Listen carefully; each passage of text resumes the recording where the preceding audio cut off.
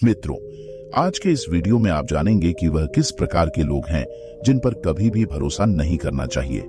ऐसे लोग सामने बनने का दिखावा करते हैं तथा बाद में आपके पीठ पर पीछे से चाकू भोंक देते हैं। मित्रों, इन लोगों से हमेशा सावधानी बरतना ही समझदारी है। ऐसे लोग कौन से होते हैं मित्रों? चलो मैं आपको एक कहानी के माध्यम से बताता हूँ। मित्रों, एक समय की बात है, किसी गांव के पास महामुनि भरद्वाज का आश्रम हुआ करता था। मुनि भरद्वाज बहुत बड़े ज्ञानी थे। उन्हें लोगों के भूत भविष्य वर्तमान इन सभी का ज्ञान था। एक दिन मुनि भरद्वाज के आश्रम में एक व्यक्ति आता है जो अपने अंतर मन से बहुत उदास जान पड़ रहा था। जब वह व्यक्ति मुनि भरद्वाज के पास आता है तो उसे उदास देखकर मुनि भरद्वाज जी कहते हैं कि हे पुत्र, तुम बहुत ही उदास जान पड़ते हो।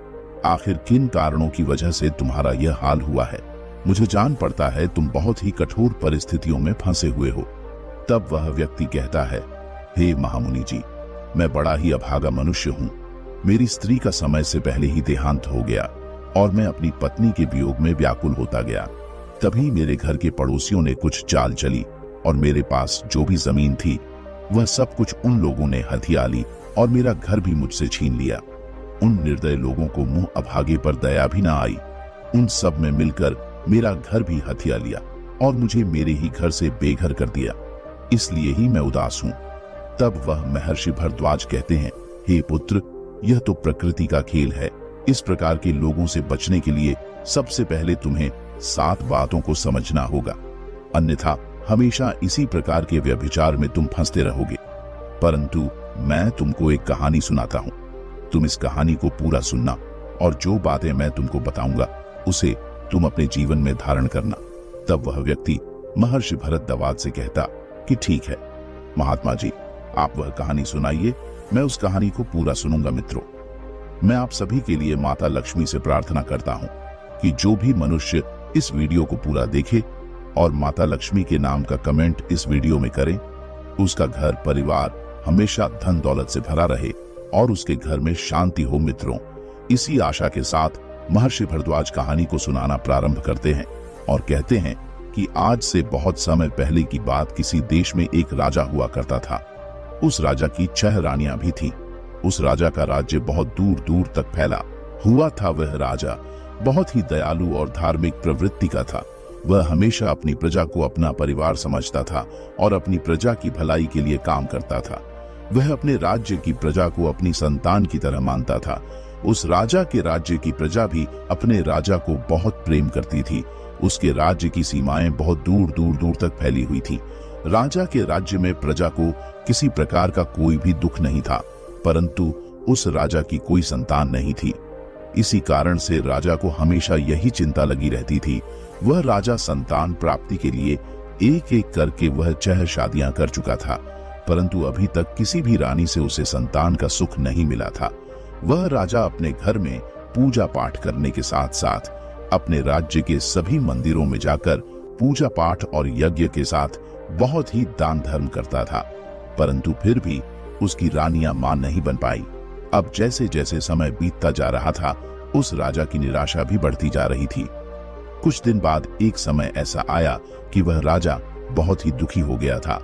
उस राजा के दुख को देखकर उसके राज्य की प्रजा भी दुखी रहने लगी थी, क्योंकि उन सभी को भी राजा के समान ही प्रजा पालक और उत्तराधिकारी पाने की कामना थी और वह कामना पूरी नहीं हो पा रही थी।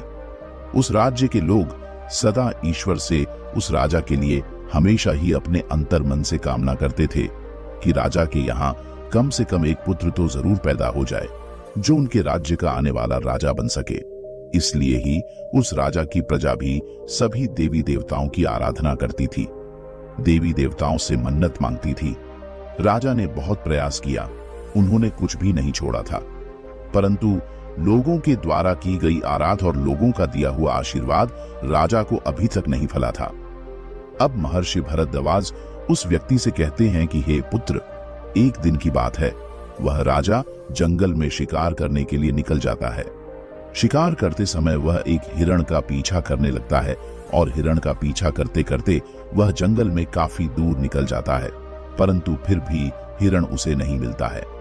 वह हिरण ना जाने कहां अपनी लंबी लंबी छलांग मारता हुआ उस जंगल में कहीं गायब हो गया था। वह राजा काफी देर तक हिरण को जंगल में इधर उधर ढूंढते रहे, लेकिन वह हिरण उन्हें कहीं नहीं मिला। काफी देर तक इस प्रकार घूमते घूमते उस राजा को बहुत जोरों की प्यास लग गई थी और वह राजा भी अपने रास्ते से भटक चुके थे, फिर भी वह घोड़ा लेकर आगे बढ़े जा रहे थे। चारों दिशाओं में घनघोर जंगल ही जंगल था। अचानक उन्हें कहीं से पानी की आवाज सुनाई पड़ी। अब उस राजा ने सोचा कि लगता है शायद इधर कोई झरना है। वह राजा झरने की आवाज सुनते सुनते उसी आवाज की दिशा में चलने लगे। कुछ दूर आगे जाने के बाद राजा को वह झरना दिखाई दिया। उस झरने के पास पहुंचकर राजा अपने घोड़े से नीचे उतरे और जैसे ही वह पानी पीने लगे, अचानक वहां पर उनको एक आवाज सुनाई दी कि आप कौन हैं और आपको दिखाई नहीं दे रहा है क्या कि मैं यहां नहा रही हूं? आप यहां कैसे आ गए? राजा ने चौंक कर पीछे मुड़कर देखा। सचमुच अपनी प्यास के आगे उन्हें दिखाई नहीं दिया कि एक लड़की उस झरने में नहा रही थी। उन्होंने जल्दी से अपनी आंखें दूसरी तरफ फेर लीं और कहा, मुझे बहुत प्यास लगी थी, इसलिए मैं पानी पीने आ गया। कृपया आप मुझे क्षमा करें, मैंने आपको देखा नहीं था। यदि आप बुरा ना माने तो क्या मैं पानी पी सकता हूँ? पानी पीने के बाद मैं यहाँ से चला जाऊंगा। वैसे भी मैं रास्ता भटक गया हूँ। आप कौन हैं और आप इतने घने जंगल में अकेली क्या कर रही हैं? राजा के प्रश्न का उत्तर देते हुए वह लड़की कहने लगी, मैं यही पास के गांव में रहती हूँ। मेरा तो यहाँ का रोज का आना जाना लगा रहता है। मैं रोज आती हूँ और इसी झरने में नहाती हूँ। यह झरना और नदी जंगल के बीच में है, इसीलिए यहाँ कभी कोई नहीं आया। मैं तो निश्चित होकर नहा रही थी, मुझे नहीं पता था कि आप यहाँ आ जाएंगे। आप मेरी तरफ पीठ करके पानी पी लीजिए और थोड़ी देर उधर रुक जाइए, मैं आपको रास्ता बता दूंगी। राजा पानी पीकर वहां से कुछ दूर जाकर एक पेड़ की छांव में उस लड़की की तरफ पीठ करके खड़ा हो गया। इधर वह लड़की जल्दी जल्दी नहाकर एक चट्टान के पीछे जाकर कपड़े बदलने लगी और कुछ ही देर में वहां से निकलकर राजा के पास आ गई। राजा के पास आकर वह लड़की कहने लगी, आपको और पानी पीना है तो पी लीजिए। राजा ने कहा, नहीं नहीं, पानी तो मैंने पी लिया है, अब तुम मुझे अपना परिचय दो और मेरी मदद करो। तब वह लड़की कहने लगी, मैंने अपने घर ले जाने के लिए कुछ फल तोड़ रखे हैं, आपको भूख लगी होगी, आप उन्हें खा सकते हैं। क्या आप उन फलों को खाएंगे? अगर खाना चाहोगे तो मैं आपको दे दूंगी। यह कहकर वह लड़की राजा का जवाब सुने बिना ही टोकरी में रखे हुए फल निकालकर झरने के पानी में धोकर खाने के लिए राजा को देने लगी। राजा लगातार उस लड़की को देख रहा था। उस राजा ने देखा कि वह लड़की बार बार उससे फल लेने की जिद कर रही है। तब उस राजा ने उस लड़की से फलों को ले लिया और उस लड़की से पूछने लगा कि क्या तुम नहीं खाओगी? लड़की कहती है, नहीं, आप अतिथि हैं, आप खाइए। अब उस राजा ने लड़की से कहा कि अभी तक आपने अपने बारे में कुछ नहीं बताया है, मैं तुम्हारे बारे में भी जानना चाहता हूँ। तब वह लड़की कहती है, मेरा नाम सावित्री है और मैं यही पास के गांव में रहती हूँ। मेरे गांव का नाम देवरिया है। मेरे परिवार में सिर्फ मेरी माँ है। मेरी माँ और मैं, हम दोनों लोग जंग से फल और लकड़ियां ले जाते हैं और उन्हें बेचकर अपना गुजारा कर लेते हैं। और हाँ, एक और बात, मेरे घर के पास थोड़ी सी जमीन है, हम लोग उसमें कुछ अनाज और सब्जियां उगा लेते हैं। उन उगाई हुई सब्जियों को हम बाजार में बेच देते हैं, जिससे हमारा खर्चा चल जाता है। अब आगे महर्षि भरद्वाज जी कहते हैं, हे पुत्र, अब वह लड़की उस राजा से आगे कहती है कि मैंने तो अपने बारे में आपको सब कुछ बता दिया है, परंतु आपने अभी अपने बारे में कुछ नहीं बताया कि आप कौन हैं। तब राजा ने एक पल के लिए कुछ सोचा और फिर वह बोला कि जब मैं अगली बार तुमसे मिलने आऊंगा तब मैं तुमको बताऊंगा कि मैं कौन हूँ। उस राजा ने यह भी कहा कि मैं तुमसे मिलने इसलिए आऊंगा क्योंकि तुम्हें देखकर तुमसे बातें करने की इच्छा होती है। इसके बाद सावित्री हंसते हुए बोली, मैंने आपको बताया तो था कि मैं रोज यहाँ आती हूँ। सुबह लकड़ियां ले जाकर माँ को दे देती हूँ, फिर फल लेकर जाती हूँ। उसके बाद खाना खाकर हम सब्जी और फल बेचने के लिए बाजार जाते हैं। मैं आपको रोज इस समय पर ही यहाँ मिलूंगी, या फिर आप चाहे तो आप मेरे गांव में भी आ सकते हैं। उस लड़की की इतनी बात सुनकर वह राजा वहां से चल पड़ा और अपने राज्य को लौट आया। लेकिन राजा सावित्री पर मोहित हो गया था, इसलिए वह सोच रहा था कि तभी उसके मंत्री ने अपने राजा से पूछा, हे राजन, आप क्या सोच रहे हैं? तभी राजा अपना सारा वृतांत उसे कह सुनाता है। तब वह मंत्री कहे कि हे राजन, आप उससे विवाह कर लो, हो सकता है उससे ही हमारे राज्य को एक उत्तराधिकारी मिल जाए। मंत्री का यह सुझाव सुनने के बाद अगले ही दिन राजा अपने मंत्री को साथ में लेकर सावित्री से मिलने के लिए निकल पड़ा। जब वह झरने के पास पहुंचे तब उन्होंने सावित्री को आवाज दी। अब सावित्री झरने के पास नहीं थी। जब राजा के कई बार आवाज देने के बाद सावित्री बाहर नहीं आई तब वह रुक गए और इंतजार करने लगे। काफी देर इंतजार करने के बाद भी जब उन्हें सावित्री दिखाई नहीं दी तो राजा ने मंत्री जी को भी बुलाया और कहा, आज सावित्री दिखाई नहीं दे रही है। लगता है या तो आज सावित्री आई नहीं है या फिर वह आकर वापस चली गई है। परंतु उसने कहा था कि वह रोज यहाँ पर आती है, तो अब तक वह आई क्यों नहीं? तब उस मंत्री ने कहा, महाराज क्यों ना हम लोग उसके गांव चले। तब राजा कहने लगता है, हाँ लगता है यही ठीक रहेगा। तब उन दोनों ने सावित्री के गांव में जाने का निश्चय कर लिया और दोनों सावित्री के गांव पहुंच गए और फिर सावित्री का नाम लेकर उसका पता पूछते हुए उसके घर पहुंच गए। वहां पर पहुंचकर राजा ने देखा तो उसे वहां सावित्री की झोपड़ी के बाहर सावित्री को छोड़कर और कोई भी दिखाई नहीं दिया। सावित्री अपनी झोपड़ी के बाहर चुपचाप बैठी हुई थी। राजा ने उसे आवाज लगाई, सावित्री तुम क्या कर रही हो? देखो मैं तुमसे मिलने आया हूं। मैंने झरने के पास तुम्हारी बहुत प्रतीक्षा की परंतु तुम वहां नहीं आई। सावित्री की आंखें आंसू से भरी हुई थी। राजा ने पूछा, सावित्री क्या हुआ? तुम क्यों रो रही हो? अब वहीं दो अजनबियों को घोड़े पर सवार देखकर उनके पास खड़े हुए। ग्रामीण में से एक ने कहा, बाबूजी, इसके अपनों में सिर्फ इसकी एक मां ही तो थी और वह भी चल बसी है क्योंकि उसे सर्प ने डस लिया था और उनकी मृत्यु हो गई। अब यह बेचारी अकेली रह गई है। आप ही बताएं कि ऐसे में अब यह बेचारी रोए नहीं तो क्या करें? लेकिन आप लोग कौन हैं? तब मंत्री जी ने राजा का परिचय दिया और मंत्री की बात सुनकर पूरे गांव में खलबली मच गई। सभी ने मिलकर राजा का दिल से स्वागत किया। राजा ने गांव के मुखिया से कहा, मैं सावित्री से विवाह करना चाहता हूं, क्या आप लोगों को कोई आपत्ति है? तब उस गांव के मुखिया जी ने कहा कि नहीं, हमें कोई दिक्कत नहीं है। हमारी बेटी राजरानी बनेगी। हमारे तो भाग्य ही खुल गए हैं। ये गांव अब आपका ससुराल होगा। इससे अधिक हमें और क्या चाहिए? गांव वालों ने जल्दी जल्दी सारी तैयारी करके राजा और सावित्री का विवाह करवा दिया। उस राजा ने सावित्री को नया नाम दिया रानी राजलक्ष्मी। राजा और मंत्री जी नई रानी राजलक्ष्मी को लेकर अपनी राजधानी वापस जाने के लिए जब तैयार हुए तब गांव वालों ने बड़े धूमधाम से गांव की बिटिया राजलक्ष्मी को विदा किया। धर राजा राजलक्ष्मी के साथ अपने ससुराल से अपने राज्य महल में आ गए। राजा की नई रानी को देखकर उस राजा की बाकी की 6 रानियां ईर्ष्या से झलक राख हुई जा रही थी। उन सभी रानियों ने मन से दुखी होने के बाद भी अपने आप को खुश दिखाते हुए राजलक्ष्मी का स्वागत किया। अब तो राजा का अधिकांश समय राजलक्ष्मी के साथ ही व्यतीत होता था। राजलक्ष्मी भोली भाली और मासूम दिल की थी। वह अपनी सौतन के मन में छिपी हुई अपने प्रति ईर्ष्या को पहचान नहीं पा रही थी। राजलक्ष्मी अपने भोले स्वभाव के कारण यह नहीं जानती थी कि उसकी सौतने उससे कितनी नफरत करती है। अब राजलक्ष्मी के साथ राजा के विवाह को भी काफी समय बीत चुका था, लेकिन फिर भी उन्हें कोई संतान नहीं हुई। एक बार एक सन्यासी महाराज उस राजा के राज्य से गुजर रहे थे। वह सन्यासी उस इलाके में बहुत ही प्रसिद्ध थे। जब मंत्री जी को उन सन्यासी महाराज के बारे में पता चला तो वह राजा के पास आया और बोला कि महाराज, एक सन्यासी हमारे राज्य में आए हैं। वह सन्यासी बहुत ही बड़े महात्मा हैं। क्यों ना उन्हें राज दरबार में बुलाकर उनसे इस परेशानी का हल पूछा जाए। राजा मंत्री की बात से सहमत हो गए। अब उन्होंने सन्यासी महाराज को आदर के साथ महल में बुलाया। जब वे महात्मा महल में पहुंचे तो राजा ने उनका बहुत अतिथि सत्कार किया और उन्हें अपनी परेशानी के बारे में बताया। राजा ने अपनी सभी रानियों को भी राज दरबार में ही बुला लिया। महात्मा ने उस समय कुछ भी न कहते हुए उन महाराज जी ने राजा से कुछ दिन महल में रुकने की आज्ञा मांगी, जिसे राजा ने खुशी खुशी स्वीकार कर लिया और अपने सेवकों को आज्ञा दे दी कि महात्मा जी के रहने का उचित प्रबंध किया जाए। राजा ने अपनी सभी रानियां से भी कहा कि महात्मा जी का पूरा अतिथि सत्कार होना चाहिए। बड़ी 6 रानियों ने महात्मा के फटे पुराने कपड़े देखे तो उन्हें घिन आने लगी।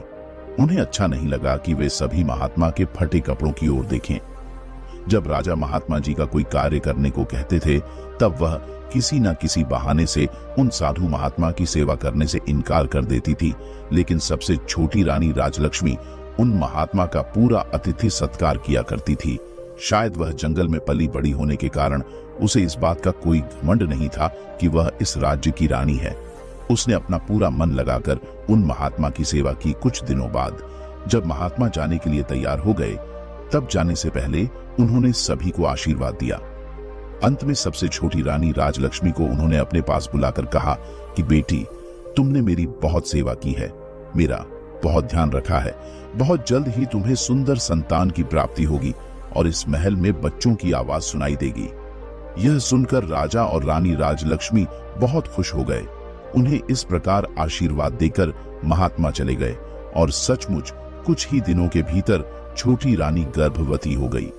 कुछ ही दिनों में राजलक्ष्मी ने राजा को शुभ समाचार दिया कि वह पिता बनने वाले हैं। रानी गर्भवती हो गई है। यह समाचार सुनने के बाद राजा की खुशी का अब तो कोई ठिकाना ना था।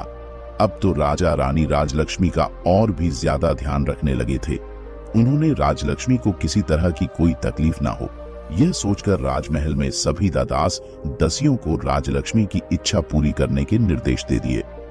उन्होंने कुल गुरु को भी यह निर्देश दिया कि वह प्रतिदिन रानी को धार्मिक और प्रेरक कहानी सुनाए। रानी के गर्भवती होने का समाचार जब राज्य में फैला तब पूरे राज्य में खुशी की एक लहर दौड़ गई। उस राज्य में सभी लोग खुशियां मनाने लगे। चारों तरफ बधाइयों की धूम मची थी। सभी लोग खुश थे कि राज्य को वारिस मिलने वाला है। परंतु बड़ी 6 रानियां तो जलकर राख हो गई थी। यह चाह कि 6 रानियां आपस में विचार करने लगीं कि अब क्या होगा। अब तो वह सब यही सोच रही थी कि छोटी रानी तो पहले से ही राजा को बहुत प्यारी है। बच्चा होने के बाद तो इसका और अधिक ध्यान रखा जाएगा। यह कल की आई हुई यह औरत पटरानी हो जाएगी। उसके बाद हम सभी का तो कोई महत्व ही नहीं रह जाएगा और यह हमें दासी की तरह समझेंगे। इस तरह से वे आपस में सलाह करके हमेशा रानी राजलक्ष्मी को परेशान करने का प्रयास किया करती थी। परंतु उनका कोई भी प्रयास सफल नहीं हो पाता था। कभी कुलगुरु के लोग रास्ते में आ जाते थे तो कभी राजा की प्रजा और कभी दासियां तो कभी स्वयं राजा ही उनके रास्ते की रुकावट बन जाते थे। इस तरह समय बीत रहा था और रानी की गर्भावस्था का समय भी लगभग पूरा होने को वाला था। तभी अचानक राज्य की सीमा पर विद्रोहियों ने विद्रोह कर दिया। उनके विद्रोह को दबाने के लिए सेनापति को राजा ने भेज दिया, परंतु वह अपने काम में फिर भी असफल रहे। तब राज्य की सीमा पर स्वयं राजा को ही जाना पड़ा। राजा ने अपनी बड़ी रानी को छोटी रानी राजलक्ष्मी की उचित देखभाल करने का आदेश दिया और वह विद्रोह को दबाने के लिए महल से निकल पड़े। राजा के जाते ही बड़ी रानियों को सुनहरा अवसर मिल गया और सभी रानियां राजलक्ष्मी से मधुर बातें करते हुए बच्चे के लिए आवश्यक सावधानियां बतलाकर चली जाती थी। रानी राजलक्ष्मी समझ नहीं पा रही थी कि आखिर कुलगुरु और बड़ी रानियों की बातें इतनी अलग अलग क्यों हैं। आखिर सही कौन है? दोनों की बातें एक दूसरे से बिल्कुल विपरीत हैं। तब वह अपने मन में सोचती है कि कुलगुरु तो पुरुष है और रानियां तो महिलाएं हैं। महिलाओं की बातें पुरुष कहां समझ पाएंगे। इसीलिए वह आंखें बंद करके बड़ी रानियों की हर बात मानती चली गई। एक दिन रानी को प्रसव पीड़ा शुरू हो गई। तब रानी राजलक्ष्मी ने बड़ी रानी से कहा कि दीदी, मुझे बहुत तकलीफ हो रही है, मुझे कुछ उपाय बताइए, प्रसव कैसे होगा। समय पूरा हो गया था। तब बड़ी रानी के मन में बहुत ज्यादा ईर्ष्या हो रही थी। वह सोच रही थी कि अभी से इसका इतना ध्यान रखा जाता है, बच्चे पैदा होने के बाद ना जाने कितना ज्यादा इसका ध्यान रखा जाएगा। यह सोचकर बड़ी रानी छटपटा रही थी, लेकिन छोटी रानी को इस प्रकार मदद मांगते देखकर उसके मन में तरह तरह के षड्यंत्र पैदा होने लगे। उसने बहुत मीठे शब्दों में छोटी रानी से कहा कि बहन, तुम चिंता मत करो, मैं कुछ करती हूँ, मैं दाई को बुलाती हूँ। तब तक तुम ऐसा करो कि देखो वह सामने कटोरी है, तुम उसमें अपना सर डालकर खड़ी हो जाओ। इससे तुम्हें आराम मिलेगा और प्रसव आराम से हो जाएगा। तब तक दाई भी आ जाएगी। राजलक्ष्मी को ऐसा कहकर बड़ी रानी वहां से चली गई। तब बड़ी रानियों ने अपनी दासिया से कहा कि मेरे राज्य महल की दाई को बुला लाओ। जब दाई आई तो उन 6 रानियों ने मिलकर उसे धन देकर और कुछ समझाकर अपने साथ शामिल कर लिया। इधर राजलक्ष्मी इंतजार करने लगी कि अब वह क्या करें, जरूर प्रसव का यही तरीका होगा। वह घड़े में अपना सर डालने लगी तो सर घड़े के अंदर नहीं जा रहा। अब वह जमीन में बैठ गई और दर्द के कारण चिल्लाती रही, लेकिन उसे देखने वाला वहां पर कोई नहीं था। दूसरी तरफ बड़ी रानी और दूसरी रानियों ने अपनी विश्वास पात्र दाई से कहा कि तुम छोटी रानी के कमरे के बाहर जाकर खड़ी रहो और देखती रहो कि वहां कोई दूसरा जाने नहीं पाए। दाई कमरे के बाहर खड़ी हो गई। छोटी रानी राज लक्ष्मी पीड़ा से कह रही थी। भगवान की कृपा से छोटी रानी ने एक एक करके 7 बच्चों को जन्म दिया। रानी राजलक्ष्मी ने 6 लड़के और 1 लड़की को जन्म दिया, जिससे रानी राजलक्ष्मी को बहुत ज्यादा पीड़ा हो रही थी, जिससे रानी राजलक्ष्मी बेहोश हो गई। यह देख देख कर दाई ने जल्दी से अपनी बड़ी रानी को बुलाया और सभी बच्चों को उन्हें दिखाया। बड़ी रानी के साथ सभी छोटी रानियां भी वहां आ चुकी थीं। वह सभी यह देखकर हैरान थी कि छोटी रानी ने एक साथ 7 बच्चों को जन्म दिया है और सभी बच्चे बिल्कुल स्वस्थ और तंदुरुस्त हैं। उन्होंने उस दाई से कहा कि तुम जल्दी से जाओ और कुछ ईंट पत्थर के टुकड़ों को लेकर आओ। अब दाई जल्दी से ईंट पत्थर के टुकड़ों को लेकर आ गई। उसके बाद बड़ी रानी ने दाई से कहा कि तुम यहाँ से इन सभी बच्चों को ले जाओ और जंगल में ले जाकर इन्हें मार के जमीन के नीचे दफन कर देना। हमने जो तुम्हें सोना चांदी और सिक्के देने का वादा किया है वह बहुत जल्दी ही तुम्हें मिल जाएंगे। दाई बहुत खुश हो गई और वह सभी बच्चों को लेकर वहां से चली गई। उसके जाने के बाद सभी रानियों ने मिलकर वहां से बच्चों के होने के सारे निशान साफ कर दिए। बच्चों के स्थान पर उन्होंने ईंट पत्थर के टुकड़े वहां रख दिए। साथ ही उस घड़े को तोड़कर उसके टुकड़े भी वहां पर छोड़ दिए और इसके बाद सभी रानियां अपने कमरे में आ गईं। थोड़ी देर बाद वही दाई वापस उनके पास पहुंच गई। तब बड़ी रानी ने उससे पूछा, क्या हुआ? क्या इन्होंने उन्हें मारकर जमीन में दबा दिया है कि नहीं? तब दाई ने कहा, जी, मैंने उन्हें मार के दफना दिया है। दाई की इस बात को सुनने के बाद सभी रानियां बहुत खुश हुईं और उन्होंने दाई को इनाम के रूप में बहुत सारे सोने चांदी के सिक्के देकर उस दाई को विदा किया। इस प्रकार अपना सारा काम पूरा करने के बाद सभी रानियां छोटी रानी राजलक्ष्मी के पास आईं और उसके ऊपर पानी के छींटे मारकर छोटी रानी को होश में लाई। रानी राजलक्ष्मी के होश में आने के बाद रानी राजलक्ष्मी बहुत कमजोर महसूस कर रही थी। उसने बड़ी रानियों से पूछा कि मेरे बच्चे कहाँ हैं और मुझे लड़का हुआ है या लड़की? तब उन रानियों ने पत्थरों की ओर इशारा करते हुए कहा कि यह देखो, तुमने इन पत्थरों को जन्म दिया है। छोटी रानी राजलक्ष्मी यह सुनकर आश्चर्यचकित थी कि ऐसा कैसे हो सकता है कि मैंने ईंट और पत्थरों को जन्म दिया है। छोटी रानी के पास ईंट और पत्थर के टुकड़े पड़े हुए थे। उसने रोते हुए कहा कि ईंट और पत्थर, ऐसा कैसे हो सकता है? नहीं, यह नहीं हो सकता, बच्चा तो जरूर हुआ होगा। बड़ी रानियों ने कहा, तो क्या हमने उसे कहीं छुपा दिया है? यही तो है जिसे तुमने जन्म दिया है। तब उन रानियों ने पत्थर के टुकड़ों को एक थैली में भर दिया। अब उन्हें राजा के आने की प्रतीक्षा थी। छोटी रानी बहुत ही आश्चर्यचकित और परेशान थी। वह समझ नहीं पा रही थी कि ऐसा कैसे हो सकता है कि मैंने पत्थरों को जन्म दिया है। कुछ समय बाद राजा भी युद्ध जीतकर अपने नगर को वापस आ गए। उनके स्वागत में भव्य तैयारी की गई, परंतु लोगों के चेहरे पर वह उमंग व खुशी नहीं दिखी थी जिसकी उन्होंने कल्पना की थी। वो बड़ा आश्चर्य हुआ राजा। अब राजभवन में आए तो पटरानी सहित सभी रानियों ने उनका स्वागत किया। छोटी रानी राजलक्ष्मी का चेहरा उदास था, परंतु दूसरी रानियां बहुत खुश दिखाई दे रही थी। राजमहल में ऐसा माहौल देखकर राजा को बहुत आश्चर्य हुआ। छोटी रानी का उदास मुख देखकर उन्होंने पूछा, रानी राजलक्ष्मी, क्या बात है? आप दुखी नजर आ रही हैं। इस पर छोटी रानी राजलक्ष्मी के कुछ भी कहने से पहले ही बड़ी रानी ने जवाब दिया कि महाराज, वह दुखी कैसे नहीं रहे, इसका भेद जो खुल गया है। रानी की बात को सुनकर उस राजा को कुछ समझ नहीं आया, तो उसने बड़ी रानी से पूछा, आपके कहने का मतलब क्या है? परंतु राजलक्ष्मी को प्रसव हुआ कि नहीं? तब बड़ी रानी ने झूठ मूठ दुख का दिखावा करते हुए कहा, महाराज, आप तो चले गए थे, लेकिन हमें तो बहुत बड़े धोखे में रखा गया। रानी राजलक्ष्मी ने ईंट पत्थर को जन्म दिया है और ईंट पत्थर इन्हीं के कमरे में रखे हुए हैं। आप जाकर स्वयं देख लीजिए। पटरानी राजा को रानी राजलक्ष्मी के कक्ष में लेकर गई और उन्हें ईंट और पत्थरों के टुकड़ों को दिखाया।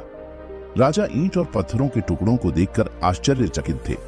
उन्होंने कहा, यह कैसे हो सकता है? मानव गर्भ से यह ईंट और पत्थर कैसे पैदा हो सकते हैं? बड़ी रानी कहने लगी, महाराज वही तो हम भी कह रहे हैं कि इसने हमारे साथ गर्भवती होने का नाटक किया था। हम भी तो उम्मीद लगाए बैठे थे कि हमें राज्य का वारिस मिलेगा।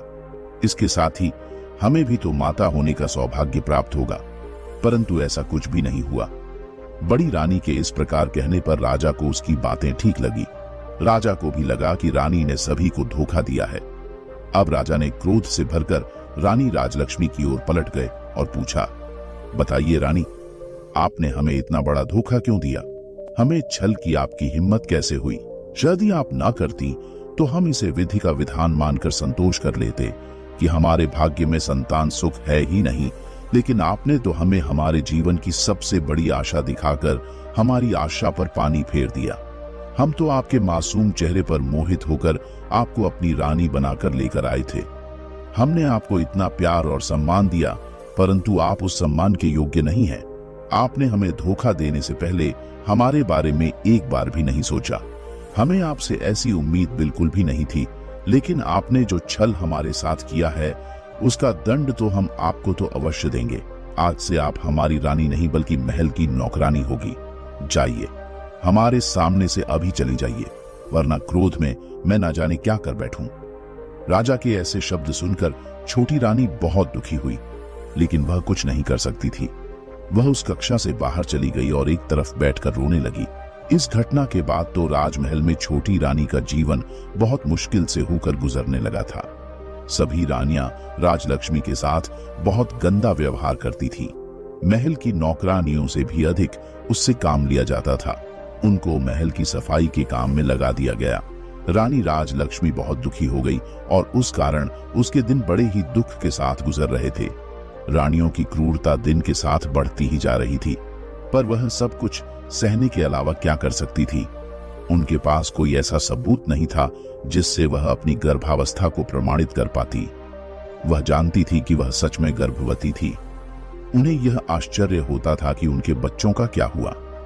कई बार उनके मन में इच्छा होती थी कि वह राजमहल को छोड़कर अपने गांव चली जाए और अपनी पुरानी दिनचर्या आरंभ करें। अब उसे अपनी पुरानी जिंदगी की बहुत याद आती थी, परंतु वह यह सोचकर अपना विचार बदल देती कि उसके रानी बनने पर उसके गांव वाले कितने खुश थे। अब वह जाकर किस मुंह से अपने दुर्भाग्य की कथा उन्हें कहे। इस तरह समय बीतता रहा और काफी समय के बाद एक दिन जब राजा दरबार में बैठे राज्य कार्य में व्यस्त थे कि तभी एक प्रहरी ने उनके पास आकर सूचना दी। प्रहरी ने कहा, महाराज, मानसुकुल सुख गांव के ग्राम प्रधान ने आकर राजा को पूरे सम्मान के साथ प्रणाम किया और राजा ने कहा, ग्राम प्रधान जी, कहीं यह आपकी क्या समस्या है? तब ग्राम प्रधान कहने लगा कि महाराज, आपके शासन में किसी को कोई समस्या नहीं है। आपके राज्य में और हमारे गांव में सभी राज्य खुशी है। आज मैं यहाँ आपके पास एक आश्चर्यजनक और चमत्कारी घटना के बारे में बताने के लिए आया हूँ, जिसके बारे में जानकर हम सब गांव वालों की तरह आप भी बहुत ही हैरान हो जाएंगे। महाराज, मुझे लगा कि आपको इसके बारे में पता होना चाहिए, इसलिए मैं यहाँ चला आया। तब वह राजा कहने लगे, प्रधान जी, ऐसी कौन सी चमत्कार पूर्ण घटना हुई है, हमें बताइए। तब वह प्रधान कहने लगे, महाराज, हमारा गांव जंगल के पास में है। वहां बहुत से पेड़ पौधे हैं, लेकिन पिछले कुछ समय से हम वहां एक स्थान पर एक चंपा के फूल और कई बांस के पौधों को देख रहे हैं। ये पौधे अपने आप उगाए हैं। इन पौधों को किसी ने भी नहीं लगाया है। शुरू में तो हम में से किसी ने भी उन पर विशेष ध्यान नहीं दिया, परंतु अब हम उनके बारे में जानने के लिए मजबूर हो चुके हैं। महाराज, उन ऊंचे बांस के पौधों के बीच में छपा का पौधा ऐसा लगता है जैसे बांस के पौधों के द्वारा घेरा डालकर चंपा के पौधे की सुरक्षा की गई हो। उन्हें देखकर ऐसा लगता है कि जैसे वह बांस के पौधे खास तौर पर उस चंपा के पौधे की सुरक्षा के लिए ही लगाए हो। परंतु महाराज, यह भी एक सत्य बात है कि उन पौधों को हमारे गांव के किसी भी व्यक्ति ने नहीं लगाया है। यह सभी पौधे एक साथ अपने आप ही उगाए हैं। महाराज, इससे भी बड़ी आश्चर्य की बात यह है कि यह चंपा का पौधा फूलों से लदा हुआ है, परंतु किसी के भी तोड़ने से इसका फूल टूटता ही नहीं। चंपा के पौधे से जो फूल नीचे गिरते हैं, हम उन्हें उठा लेते हैं। महाराज, यदि कोई व्यक्ति फूल तोड़ने के लिए अपने हाथ आगे बढ़ाता है तो चंपा के सारे फूल आकाश की तरफ को काफी ऊंचे हो जाते हैं। महाराज, इतना ही नहीं, उनमें से मानव के बोलने की आवाज भी आती है। चंपा और बांस के सभी पौधे आपस में मानव की आवाज में बातें करते हैं। अब वह महामुनि भरद्वाज उस व्यक्ति से कहते हैं कि हे पुत्र, ग्राम प्रधान की यह सभी बातें सुनकर राजा आश्चर्यचकित हो गए। राजा के साथ साथ सभी दरबारी भी हैरान थे। राजा ने कहा कि ऐसा कैसे हो सकता है? ठीक है ग्राम प्रधान जी, आप हमें यह बताइए कि वह पौधे बातें करते हुए क्या कहते हैं।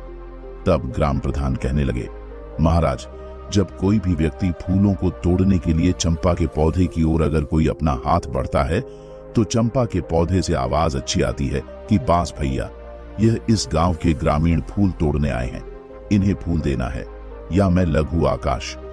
इसके बाद उन बांस के पौधों में से आवाज आती है ना बहन, लग जा आकाश। इसके बाद चंपा की डालियां इतनी ऊंची हो जाती हैं कि कोई भी इंसान उन तक नहीं पहुंच पाता। लंबे डंडे से भी चंपा के फूलों तक पहुंचना संभव नहीं होता है, परंतु प्रतिदिन सुबह के समय चंपा के फूल जमीन पर बिखरे मिलते हैं, जो कि बहुत ही सुगंधित होते हैं।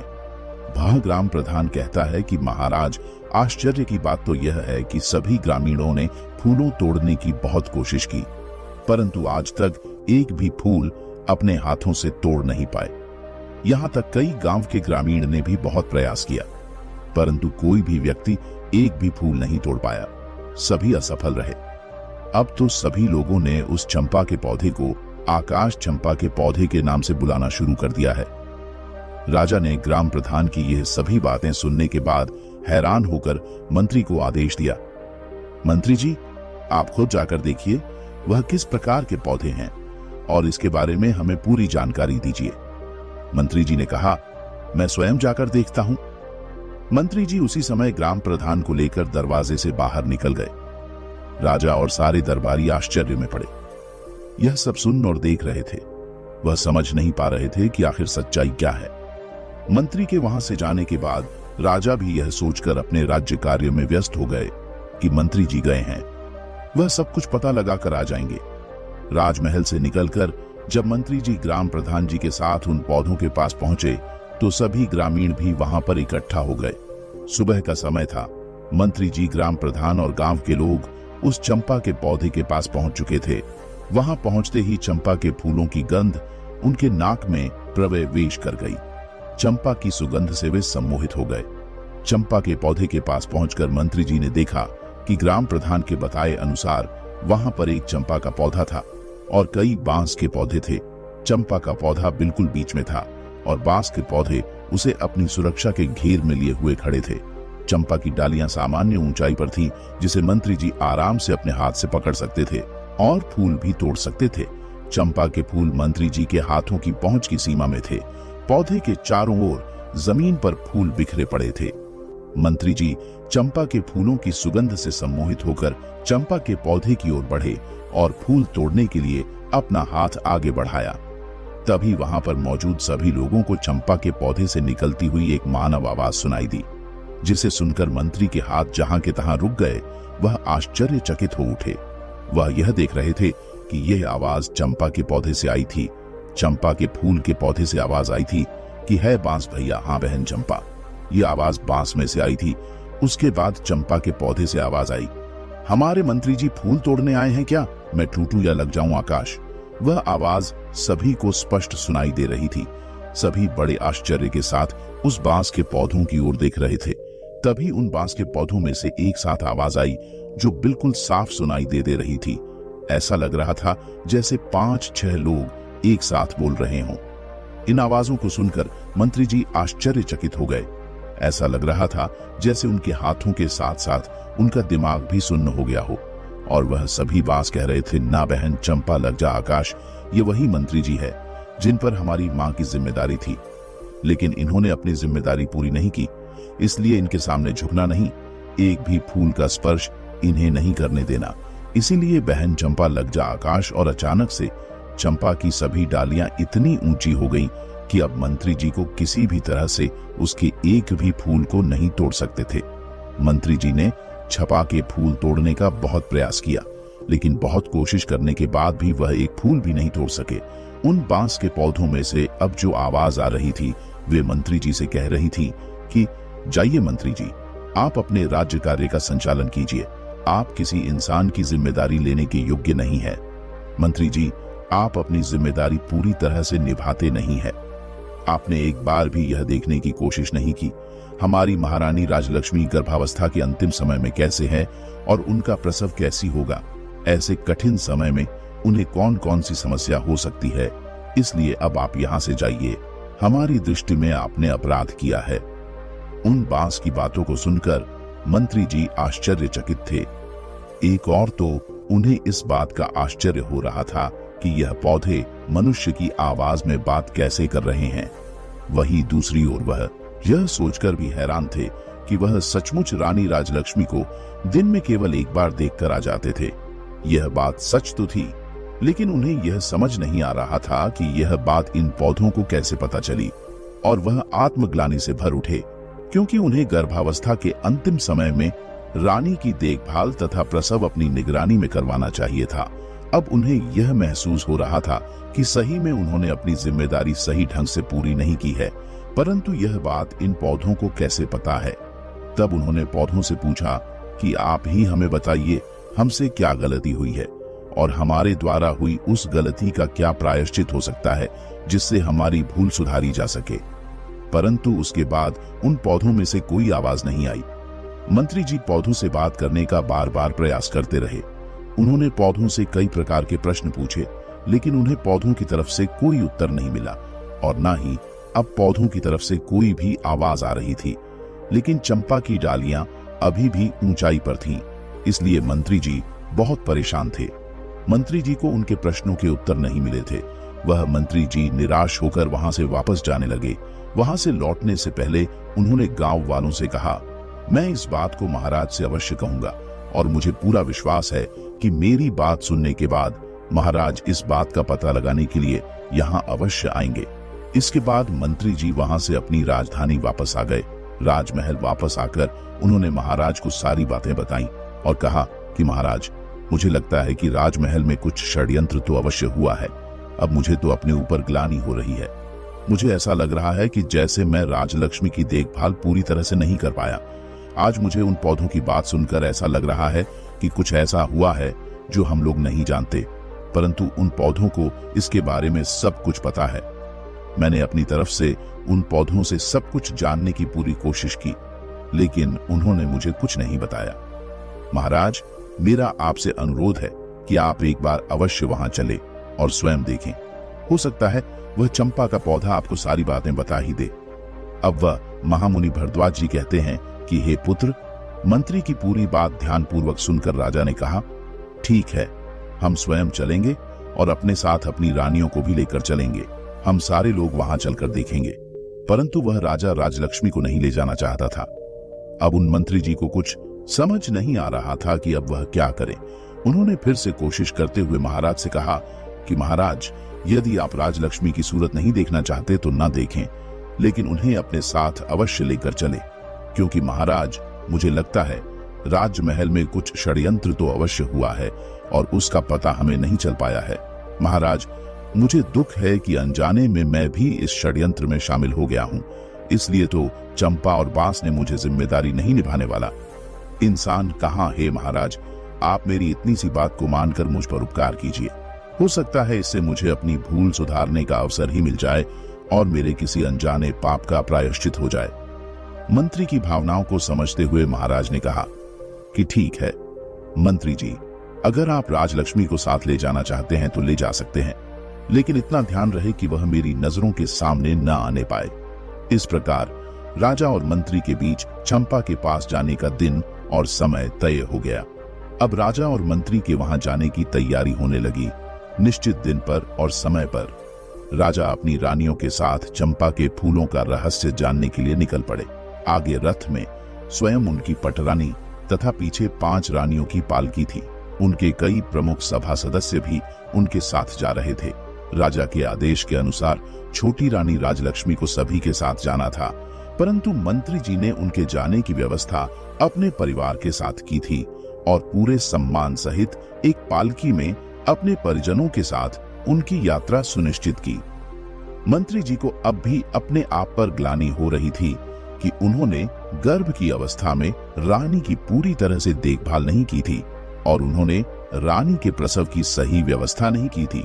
उन्हें पूर्ण विश्वास हो गया था कि रानी ने राजा को धोखा नहीं दिया है, उनके साथ छल हुआ है। राजा की सवारी अब गांव की तरफ चल दी और गांव के पास आकर एक वन में रुक गए। गांव के बाहर गांव की सीमा पर पड़ाव डाला गया। गांव के ग्रामीण राज परिवार के स्वागत में जुट गए। अगले दिन प्रातःकाल यह काफिला चंपा के पौधे के पास जा पहुंचा और सभी लोग उनके चारों ओर घेरा डालकर बैठ गए। आज भी चंपा के फूल जमीन पर बिखरे हुए थे और उनमें से निकल रही मनमोहक सुगंधित हवा पूरे वातावरण को सुगंधित कर रही थी। चंपा की सुगंध से वहां उपस्थित सभी लोग प्रफुल्लित हो रहे थे।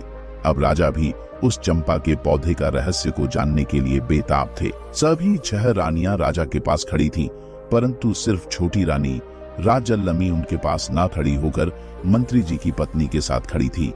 तभी एक रानी ने महाराज से कहा, महाराज, यदि आपकी आज्ञा हो तो मैं कुछ फूलों को तोड़कर ले लूं। राजा ने कहा, हाँ रानी साहिबा, क्यों नहीं, आप अवश्य फूल तोड़िए।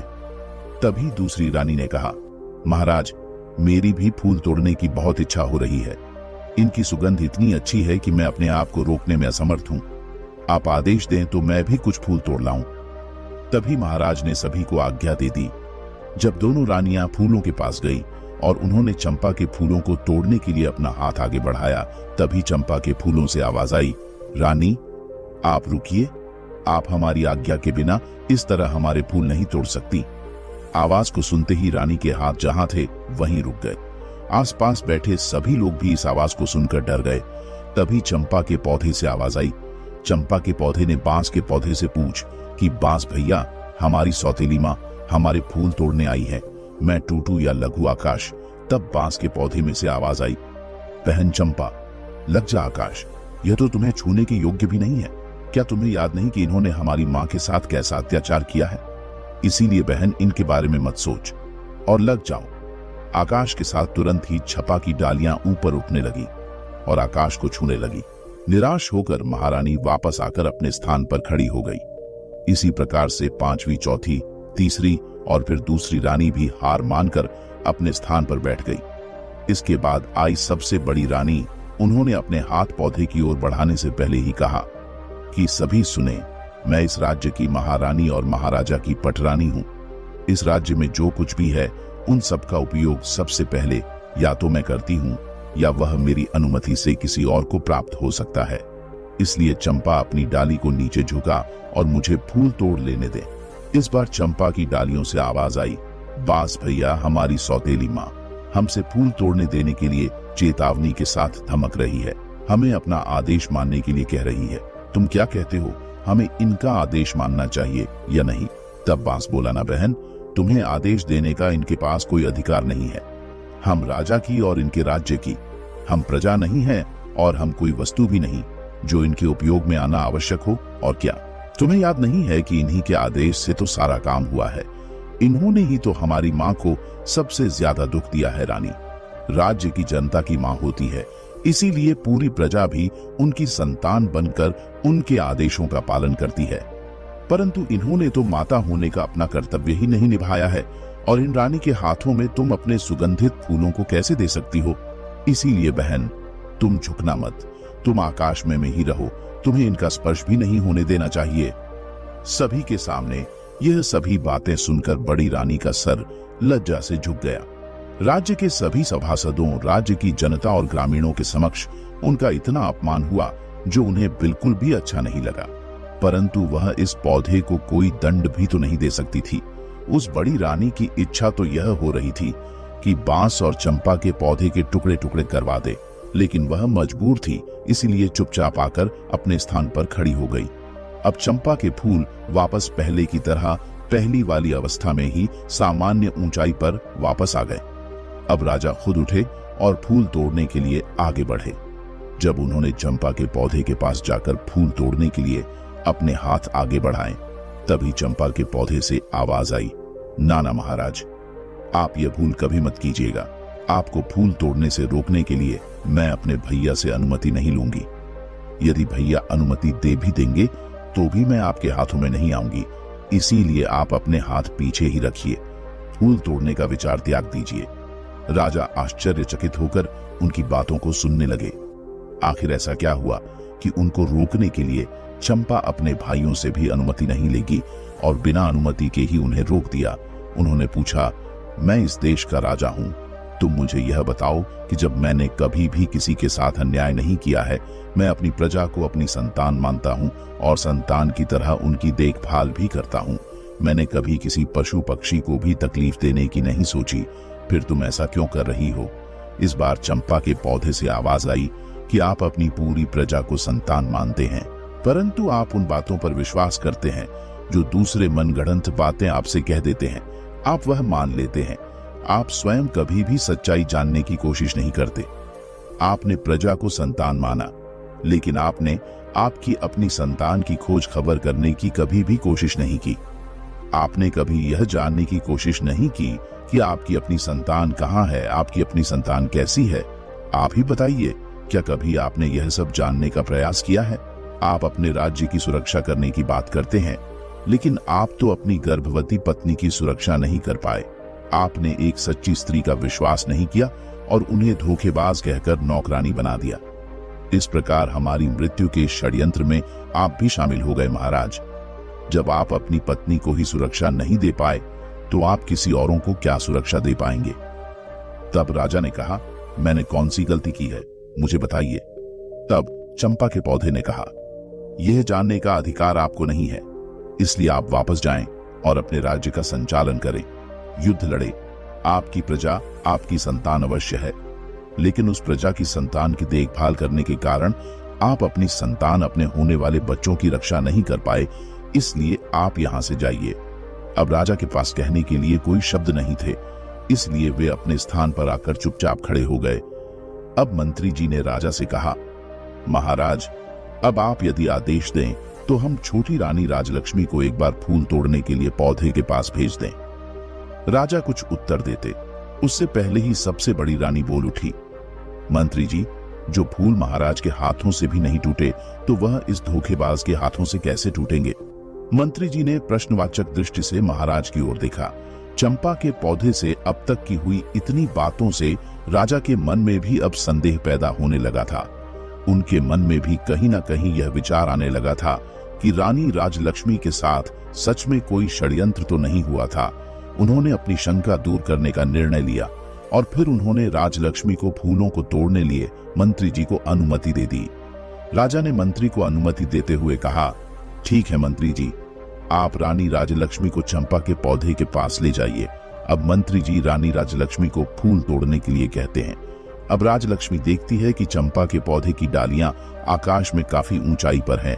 यह देखकर वह कहती है, मंत्री जी, मेरे हाथ वहां इतनी ऊंचाई फर्क कैसे पहुंचेंगे? मंत्री जी ने कहा, रानी जी, आप एक बार वहां पर जाकर तो दे देखिए। आपसे पहले इतने लोगों ने कोशिश की है, इतने लोग तो अभी तक फूल को तोड़ नहीं पाए, और अभी अभी आपने देखा कि महाराज भी फूल नहीं तोड़ पाए। इसीलिए आप घबराइए मत, यदि आपसे भी नहीं टूटेगा तो क्या हुआ, छोड़ दीजिएगा, लेकिन आप चलिए तो सही। जब मंत्री जी ने रानी को इस प्रकार समझाया तो रानी हिम्मत करके चलती हुई चंपा के पौधे के पास आई और उसने अपने हाथ बढ़ाकर चंपा के पौधे के तने को छुआ और उसे बहुत प्यार से सहला। या रानी को ऐसा लगा कि जैसे उसे कोई सुख मिल रहा है, वह पौधे को सहला रही। तभी पौधे से आवाज आई है, बांस भैया। आवाज थोड़ा रूंधी हुई थी। तब बांस ने कहा, बहन चंपा, तुम रो क्यों रही हो? चंपा ने कहा, हमारी माँ फूल लेने आई हैं। उन्होंने मुझे बहुत ही प्यार से स्पर्श किया है। उनके प्रथम कोमल स्पर्श से मैं आनंदित हो गई हूँ, इसलिए मेरा हृदय भावुक हो गया और आज मैं द्रवित हो गई हूँ। आप मुझे आदेश दें कि अब मैं क्या करूं? मेरी तो इच्छा हो रही है मैं अपनी माँ के चरणों में अपने सारे फूल समर्पित कर दूं। इस पर सभी बांस के पौधों से एक साथ आवाज आई, हाँ बहन चंपा, बिल्कुल सही है। तुम्हारा दिल जो कह रहा है वही करो। माँ के चरणों में तो स्वर्ग है, माँ के चरणों का स्पर्श कर लो। इस आवाज के साथ ही सभी ने बड़ी हैरानी से देखा कि सारी डालियां झुककर रानी के चरणों को छूकर रानी राजलक्ष्मी के चारों ओर फैल गई। उसके ऊपर चंपा के फूलों की वर्षा हो रही थी। रानी राजलक्ष्मी के सर से पांव तक चंपा के पुष्प भरे हुए थे और रानी आंसू बहाते हुए चंपा की डालियों को अपने हाथों से पकड़े सहला जा रही थी। रानी राजलक्ष्मी की आंखों से आंसू बहने लगे। यह देखकर सभी राज्य कर्मचारी, सभासद और ग्रामीण भावुक हो गए। सबकी आंखों से आंसू बहने लगे। राजा ने उन पौधों से पूछा, तुम ये बताओ कि तुम कौन हो? तुम देखो नर हो या किसी अन्य लोक के प्राणी हो? तुमने किसी को भी अपने फूलों को छूने भी नहीं दिया, परंतु अब छोटी रानी की बाहों में तुम अपने पुष्प वर्षा कर रही हो। इसका क्या मतलब है? इसके पीछे क्या कारण है? मुझे बताओ, मैं इसके बारे में विस्तार से जानना चाहता हूँ। इस बार चंपा ने कहा, राजन, मैं और यह 6 बांस आपकी और छोटी रानी की ही संतान है। हम 7 भाई बहनों का जन्म एक साथ हुआ था। मुझसे बड़े 6 भाई और मैं सबसे छोटी बहन थी। हमारे जन्म के समय हमारी माँ प्रसव के समय बहुत अधिक पीड़ा में थी। हमारी माँ ने आपकी पटरानी और इस राज्य की महारानी से अपनी सहायता करने के लिए निवेदन किया, तो पटरानी ने हमारी माँ को एक कोठी में मुंह में डालकर खड़ी हो जाने के लिए कहा था। वह कोठी बहुत ऊंची थी। ऊंची होने के कारण मेरी माँ ने जो पानी पीने का घड़ा था उसमें अपना सर डालने की कोशिश की, लेकिन उस घड़े का मुंह भी छोटा होने के कारण उनका सर तो अंदर नहीं गया। परंतु मेरी माँ की परेशानी को देखने के बाद भी उनकी सहायता करने के लिए नहीं आया और हम 7 भाई बहनों का जन्म हुआ। तब महारानी ने तो सोचा था कि हमारी माँ अपने सर को कोठी में रखेगी और ऊंचाई से हमारा जन्म होगा और ऊंचाई से गिरने के कारण हमारी मृत्यु हो जाएगी, परंतु ऐसा नहीं हो सका और हम सब जीवित रहे। परंतु माँ उस अवस्था में दर्द से बेहोश होकर भूमि पर गिर पड़ी थी। तब महारानी ने एक दाई को बुलाया। महारानी ने उस दाई को पैसों का लालच देकर हमें मारकर जंगल में जमीन में दबाने के लिए कह दिया। इसके बाद कुछ ईंट पत्थर के टुकड़ों को हमारी माँ के पास रख दिया, जिससे हमारी माँ को पता ही नहीं चला कि हम लोगों ने जन्म लिया था। वह कभी भी समझ नहीं पाई कि उनके बच्चे आखिर गए तो कहाँ गए। आपने भी दूसरों की बातों पर विश्वास करते हुए उन्हें धोखेबाज कहा। इसके बाद राजा ने उनसे पूछा कि जब तुम लोगों को मारकर जमीन में दबा दिया गया था तो फिर तुम लोग पौधे कैसे बन गए महाराज? ईश्वर की लीला बड़ी विचित्र है।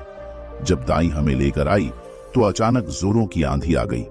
वह दाई तो हमें मारकर राजमहल के बगीचे में ही दबाना चाहती थी, परंतु राजमहल के बगीचे में उसे ऐसा करते हुए कोई देख न ले, इसी डर की वजह से वह हमें लेकर इस वन में चली आई। यहाँ आने पर जब वह कुदाल से मिट्टी खोद रही थी, तभी आकाश मार्ग से परियों की रानी अपनी सखियों के साथ वन भ्रमण के लिए आ रही थी। जब उनकी दृष्टि हम पर पड़ी तो उन्होंने हमें उठा लिया और दाई ने महल में जाकर उसने महारानी से झूठ बोल दिया कि उसने हमें मारकर जमीन के अंदर दबा दिया है, क्योंकि उसे डर था कि सच्चाई जानकर महारानी उसे मरवा देंगी।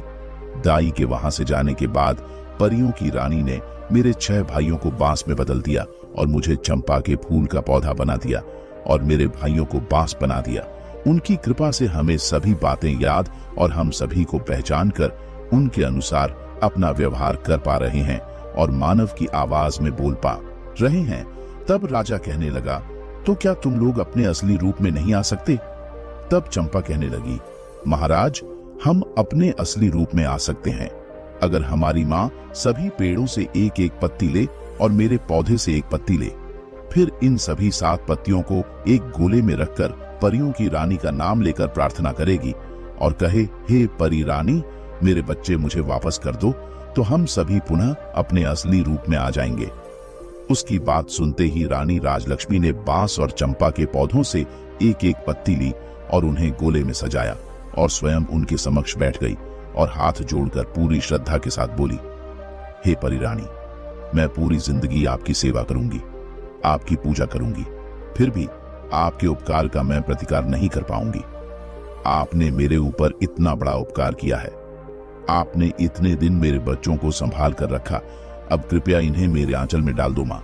परी रानी, मुझे मेरे बच्चों से मिला दो।